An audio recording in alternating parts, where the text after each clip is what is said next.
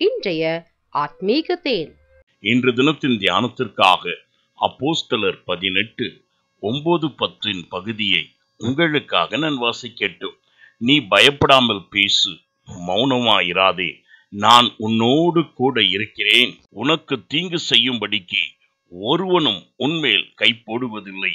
இந்த பட்டணத்தில் எனக்கு அநேக ஜனங்கள் உண்டு என்றார். ஆம் பிரியமானவர்களே, என் தேவனாகிய கர்த்தர் இன்று உன்னை பார்த்து சொல்லுகிறது என்னவென்றால், நீ எதை குறித்தும் பயப்படாதே.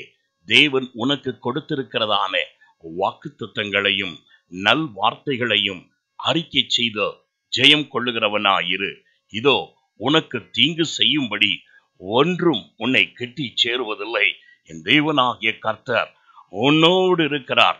திடமனதாய் காணப்பட உனக்கு வேண்டிய ஏற்ற சகாயத்தை செய்யும் நபர்களை நான் உனக்கு தருவேன் என்று சொல்லுகிறார். சோர்ந்து போகாமல் கர்த்தர் மேல் விசுவாசம் கொள்வோம். தேவனுக்கு சாட்சியாய் வாழ்வோம். நான் உங்களுக்காய் ஜெபிக்கட்டும். எங்களை அதிகமாய் நேசிக்கும் அன்புள்ள பிதாவே, எங்களுடைய இருதயங்கள் கலங்கும் போதெல்லாம் நீர் உம்முடைய வார்த்தையினால் தேற்றுகிறவரும் ஆற்றுகிறவருமாய் இருக்கிறபடியால் உம்மை நன்றியோடு துதிக்கிற ஆண்டவரே. உம்முடைய வார்த்தையை அனுப்பி குணமாக்குகிற தேவன்.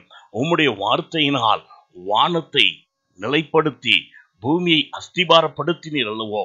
இந்நாளிலும் உம்முடைய பிள்ளைகள் தைரியம் கொண்டு உம்முடைய வாக்குகளை உச்சரிக்கும் போது உம்முடைய அற்புதங்களை காண அனுகிரகம் செய்யும். இயேசுவின் நாமத்தில் பிதாவே, ஆமென். God bless you.